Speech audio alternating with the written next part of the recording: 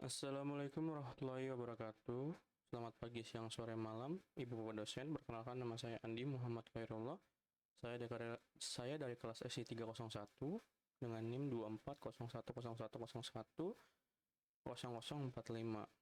Pada kesempatan kali ini saya akan melakukan presentasi pada matkul komunikasi data dan jaringan komputer. Untuk agenda presentasinya meliputi prinsip komunikasi data dalam jaringan, kemudian topologi jaringan komputer, kemudian media transmisi, physical layer, kemudian model OSI layer, dan terakhir protokol pada OSI layer. Poin pertama kita akan membahas definisi komunikasi data. Konsep dasar komunikasi data adalah proses pengiriman dan penerimaan data antara dua atau lebih perangkat melalui media transmisi yang melibatkan pertukaran informasi digital dalam bentuk bit 0 dan 1. Kemudian untuk komponen utamanya meliputi sender atau pengirim, perangkat yang mengirimi data, receiver atau penerima, perangkat yang menerima data, medium adalah jalur transmisi data, message adalah informasi yang dikomunikasikan, kemudian protokol adalah aturan komunikasi. Selanjutnya, cara kerja komunikasi data meliputi enkapsulasi data, yaitu data dari aplikasi dibungkus dengan header atau trailer. Dengan selanjutnya, menambahkan informasi kontrol dan alamat. Pada poin selanjutnya yaitu konversi sinyal, yang dimana data digital dikonversi menjadi sinyal, analog atau digital. Kemudian proses encoding untuk transmisi. Poin selanjutnya yaitu transmisi, yang dimana sinyal dikirim melalui media transmisi, bisa berupa kabel, atau wireless atau fiber optik. Poin selanjutnya adalah penerimaan atau decoding. Receiver menangkap sinyal, kemudian decoding sinyal kembali ke data digital. Selanjutnya adalah dekapsulasi, yaitu header atau trailer dihapus dan juga data sampai ke aplikasi tujuan. Dan terakhir ada mode transmisi yang meliputi simplex dengan artian komunikasi satu arah, contoh TV, broadcast. Yang kedua adalah hub duplex, yaitu komunikasi dua arah bergantian seperti walkie-talkie. Yang terakhir ada full duplex, dua arah simultan, contoh telepon. Kita lanjut ke slide selanjutnya yaitu jenis-jenis topologi. Definisi topologi jaringan adalah pola atau struktur geometris yang menggambarkan bagaimana perangkat-perangkat dalam jaringan terhubung satu sama lain. Jenis-jenis topologi dasar meliputi topologi bus, topologi star, topologi ring, topologi mesh, topologi tree, dan terakhir topologi hybrid. Slide selanjutnya kita akan membahas topologi bus dan star. Topologi bus mempunyai karakteristik semua perangkat terhubung ke satu kabel backbone utama. Dengan cara kerja, data dikirim ke semua perangkat, hanya perangkat dengan alamat tujuan yang memproses data, dan terakhir menggunakan terminator di kedua ujung kabel. Kelebihannya topologi bus adalah instalasi mudah, biaya rendah, cocok untuk jaringan kecil. Kekurangannya, jika kabel utama putus, seluruh jaringan down. Collision tinggi dan sulit troubleshooting. Kita lanjut. Topologi star. Topologi star mempunyai karakteristik semua perangkat terhubung ke satu titik pusat, yaitu hub atau switch. Cara kerjanya, data dikirim ke central node, kemudian central node meneruskan ke tujuan, dan selanjutnya komunikasi point to point. Mempunyai kelebihan seperti mudah instalasi dan troubleshooting jika satu node rusak, tidak mempengaruhi yang lain. Dan juga manajemen terpusat. Kekurangannya adalah bergantung pada central node, yaitu biaya lebih tinggi, membutuhkan banyak kabel. Lanjut ke topologi ring, mesh, dan tree. Yang mana topologi ring mempunyai cara kerja seperti data bergerak searah membentuk lingkaran menggunakan token pacing. Kelebihannya tidak ada collision, performa konsisten. Kekurangannya, jika satu node rusak, seluruh jaringan terpengaruh. Kemudian kita bahas ke topologi lanjutan yaitu topologi mesh. Dengan cara kerja, setiap node terhubung ke semua node lain, full mesh atau sebagian partial mesh. Kelebihannya, redundansi tinggi, fault tolerance excellent, tidak ada bottleneck. Kekurangannya, biaya sangat tinggi, instalasi kompleks, memerlukan banyak kabel. Kita lanjut ke topologi tree. Cara kerja topologi tree adalah mengkombinasi star, membentuk hierarki dengan root node di puncak. Kelebihannya scalable, mudah pengelolaan hierarki. Kekurangannya, jika backbone rusak, segmen di bawahnya terputus. Kita lanjut ke slide selanjutnya, yaitu bagian 3. Kategori media transmisi. Definisi physical layer adalah model OSI yang bertanggung jawab untuk transmisi bit mentah melalui media fisik. Kategori media meliputi satu guide media wired, yaitu berisikan twisted pair cable, kemudian coaxial cable, dan terakhir fiber optic cable. Yang kedua adalah unguide media atau wireless yang meliputi radio waves, microwave, dan infrared. Terlanjut ke guide media, twisted pair and coaxial. Twisted pair cable memiliki jenis UTP atau unshielded dan STP adalah shielded. Kategorinya adalah Cat 5, Cat 5E, Cat 6, Cat 6A, Cat 7. Kelebihannya biaya rendah dan mudah instalasi. Kemudian fleksibel dan ringan, dan selanjutnya cocok untuk jarak pendek, menengah hingga 100 meter. Kekurangannya rentan terhadap intervensi elektromagnetik atau EMI. Bandwidth terbatas dibanding dengan fiber. Selanjutnya, attention tinggi pada jarak jauh. Lanjut ke coaxial cable. Strukturnya meliputi konduktor inti, insulator, shielding, outer jacket. Mempunyai kelebihan seperti proteksi lebih baik dari intervensi, bandwidth lebih tinggi dari twister pair, dan dapat digunakan jarak lebih jauh. Kekurangannya lebih mahal dari twister pair, kekurangan fleksibel karena kaku, kemudian instalasi lebih sulit.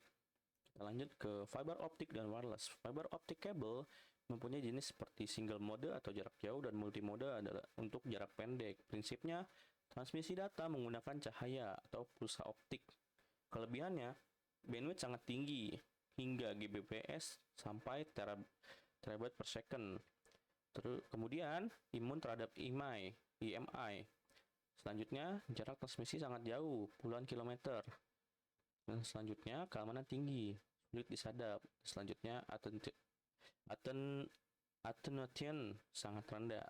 Untuk kekurangannya, biaya sangat mahal. Kemudian, instalasi memerlukan keahlian khusus dan juga rapuh dan sulit diperbaiki jika rusak.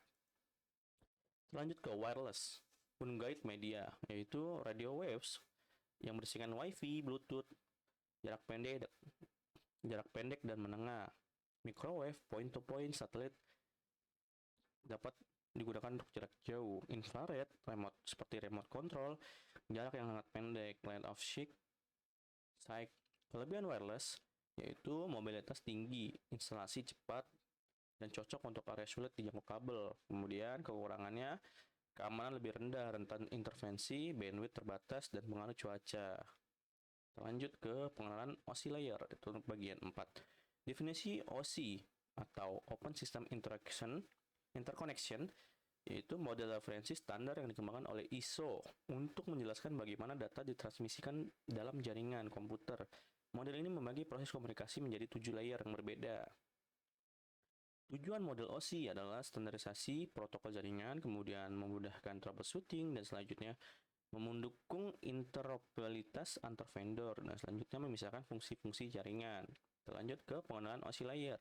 7 layer OSI dari bawah ke atas, yaitu 1 ada physical layer, 2 ada data link layer, ketiga ada network layer, keempat ada transport layer, kelima ada session layer, keenam ada presentation layer, dan terakhir 7 ada application layer.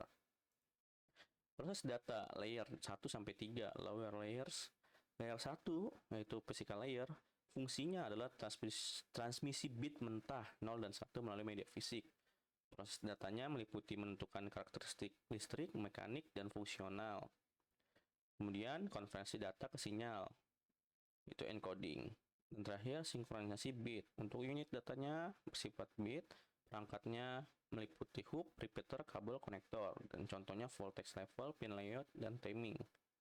Lanjut ke layer 2, yaitu data link layer. Fungsinya menyediakan transfer data yang reliable antar node yang terhubung langsung. Proses datanya framing, itu membungkus data menjadi frame, physical addressing, menambahkan MAC address, error detection menggunakan CRC, flow control, mengatur kecepatan transmisi, akses control, yaitu menentukan device mana yang dapat mengakses media. Untuk unit datanya bersifat frame.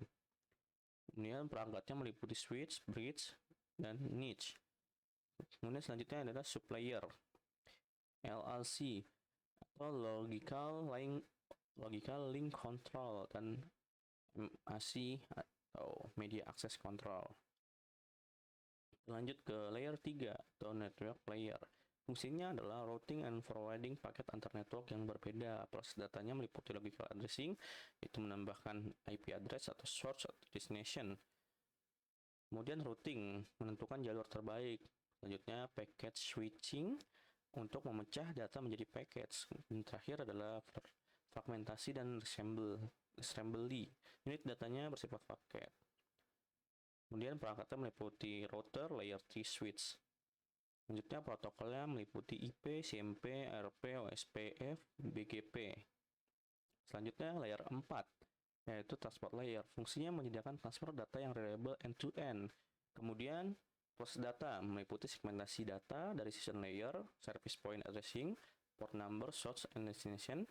Kemudian connection control, yaitu connection oriented, TCP versus connection less, yaitu UDP. Selanjutnya flow control atau windowing. Error control dengan artian acknowledgement atau retransmission. Kemudian unit datanya bersifat segmen atau TCP atau datagram atau UDP. Protokolnya meliputi TCP, UDP, HTTP. Selanjutnya adalah layer 5 atau session layer. Fungsinya mengelola dan mengontrol koneksi antar aplikasi. Kemudian prosesnya melewati dialog control, half duplex atau full duplex, synchronization, menambahkan checkpoint untuk recovery, kemudian session establishment atau maintenance atau termination. Protokol melewati NetBIOS, RPC, PPTP. Selanjutnya layer 6 presentation layer. Fungsinya translation, inskripsi, dan kompresi data. Proses datanya melewati translation, yaitu konversi format data dalam kurung ASCII atau ABC, DEC. Kemudian inskripsi dan description, itu untuk keamanan data. Dan terakhir ada compression, itu mengurangi ukuran media data. Formatnya meliputi JPEG, GIF, PNG, MPG, SSL atau TLS. Layer 7 terakhir application layer. Fungsinya interface antara aplikasi dengan network. Proses datanya meliputi menyediakan service untuk network dan user. Tidak ada proses enkapsulasi tambahan, langsung berinteraksi dengan server aplikasi. Protokolnya melewati HTTP, HTTPS, FTP, SMTP, DNS, DHCP, Telnet, dan SSH.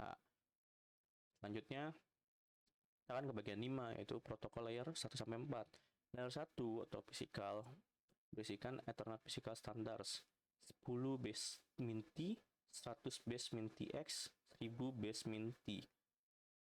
Kemudian Wi-Fi standar 802.11 A strip B, strip G, strip N, strip AC, strip AX. Kemudian DSL, ISDN, SONET atau SDH. Fungsinya menentukan spesifikasi teknis transmisi. Kemudian layer kedua yaitu data link. Internet dalam kurung IEEE 802.3, yaitu protokol lain yang paling umum. Kemudian Wi-Fi IEEE 802.11, yaitu protokol wireless LAN. Kemudian PPP, yaitu point to point protokol untuk koneksi dial-up dan serial. Kemudian ada HDLC, adalah high level data link control. Kemudian ada frame relay atau one protocol. Kemudian fungsinya untuk mengatur akses ke media, error detection dengan CRC. Selanjutnya ada layer 3, yaitu network, meliputi IP, Ethernet protokol, yang dimana IPv4 dan IPv6 yang berfungsi sebagai addressing dan routing. Kemudian ada ICMP, yaitu error reporting, ping, dan tracer route. Kemudian ada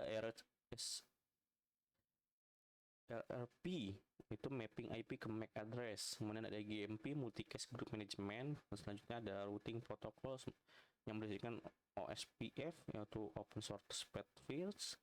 BGP ada border gateway protocol, dan RIP ada routing information protocol. Fungsinya menentukan jalur pengiriman data antar network. Kita lanjut ke layer selanjutnya, yaitu layer 4, yang dimana transport TCP, dengan artian transmission control protocol, meliputi connection sampai oriented. Kemudian ada reliable delivery dengan acknowledgement, kemudian ada flow control dan error recovery, dan selanjutnya ada untuk aplikasi yang menemukan keandalan HTTP, FTP, dan email. Selanjutnya ada UDP, dengan artian User Datagram Protocol, yang meliputi connectionless. Selanjutnya ada Unreliable, Best Effort Delivery, kemudian ada overhead rendah, lebih cepat. Selanjutnya ada untuk streaming gaming, VoIP, dan DNS. Fungsinya untuk mengatur komunikasi end-to-end, error recovery, dan flow control. Lanjut ke layer kelima, session. Meliputi NetBIOS, dengan artian Network Basic Input Output System untuk komunikasi dalam LAN. Kemudian ada RCP atau Remote Procedure Call, dengan artian eksekusi program di remote komputer. Kemudian ada PPTP, yaitu Point-to-Point Tunneling Protocol atau VPN Protocol. Kemudian ada L2TP, itu layer 2 tunneling protocol. Terakhir ada fungsinya untuk mengolah session dialog control synchronization. Selanjutnya ada layer 6, presentation. Putih, SSL, dan TLS. Yang mana SSL berartikan secure socket layer, dan TLS berartikan transport layer security, yang dimana fungsinya sebagai enkripsi data untuk keamanan. Kemudian digunakan oleh HTTPS. Selanjutnya ada MIME, adalah format untuk email attachment. Kemudian ada ASCII, ABCDC, merupakan karakter encoding. Kemudian ada JPG, ada GIF, ada PNG, adalah format gambar. Kemudian ada MPEG, ada MP4, adalah format video. Dan fungsinya adalah translation, encryption, decryption, dan compression. Selanjutnya ada layer 7. Layer 7 application, yang dimana meliputi HTTP atau HTTPS, yang mana fungsinya sebagai web browsing menggunakan port 80 atau 443. Kemudian ada FTP, yaitu file transfer protocol, yang menggunakan port 20 atau 21. Kemudian ada SMTP, dengan artian Simple Mail Transfer Protocol, yang dimana mengirim email menggunakan port 25. Kemudian ada POP3 atau IMAP, menerima email di port 110 atau 143. Kemudian ada DNS, yang dimana Domain Name System, fungsinya untuk resolusi nama domain di port 53. Kemudian ada DHCP, yang dimana Dynamic Host Configuration Protocol, yaitu alokasi IP otomatis. Kemudian ada Telnet, yang mana untuk remote login port 23 tidak aman. Kemudian ada SSH, Secure Shell Remote Secure Shell, untuk remote login terenkripsi di port 22. Kemudian ada SNMP, yaitu Simple Network Management Protocol atau Network Monitoring. Dan terakhir ada fungsi interface untuk aplikasi user, menyediakan network service. Kemudian ada analogi enkapsulasi data.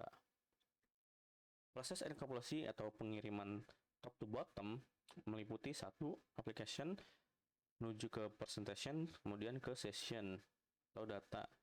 Yang kedua ada transport layer, data, plus ditambah header transport sama dengan segmen. Kemudian yang ketiga ada network layer, adalah segmen ditambah header IP sama dengan package. Kemudian keempat adalah data link layer, yang mana package ditambah dengan header atau header dan trailer sama dengan frame. Kelima ada physical layer, yang mana frame menuju ke bits atau sinyal. Kemudian ada proses dekapsulasi, penerimaan bottom to top, yang meliputi satu, physical, bits menuju frame. Kemudian ada data link, verifikasi, hapus reader atau trailer menuju package. Ketiga ada network, routing, hapus header IP menuju segmen. Keempat ada transport, error check, reassemble menuju data. Kelima ada session menuju presentation menuju application. Kemudian disajikan present to user. Kesimpulannya, komunikasi data melibatkan proses enkapsulasi, transmisi, dan dekapsulasi dengan mode simplex, half duplex, atau full duplex. Kemudian topologi jaringan, booster ring mesh tree, memiliki karakteristik dan trade-off berbeda dalam implementasi. Kemudian ada media transmisi guide atau dalam kurung twisted pair, coaxial, fiber, dan unguide wireless, memiliki kelebihan dan kekurangan masing-masing. Kemudian ada media transmisi guide, yaitu twisted pair, coaxial, fiber, dan unguide Wireless memiliki kelebihan dan kekurangannya masing-masing. Kemudian yang terakhir ada media transmisi guide yang meliputi twisted pair, coaxial, fiber, dan wound guide yang berisikan wireless memiliki kelebihan dan kekurangan masing-masing. Terima kasih untuk presentasi saya hari ini. Kurang lebihnya mohon maaf. Wassalamualaikum warahmatullahi wabarakatuh.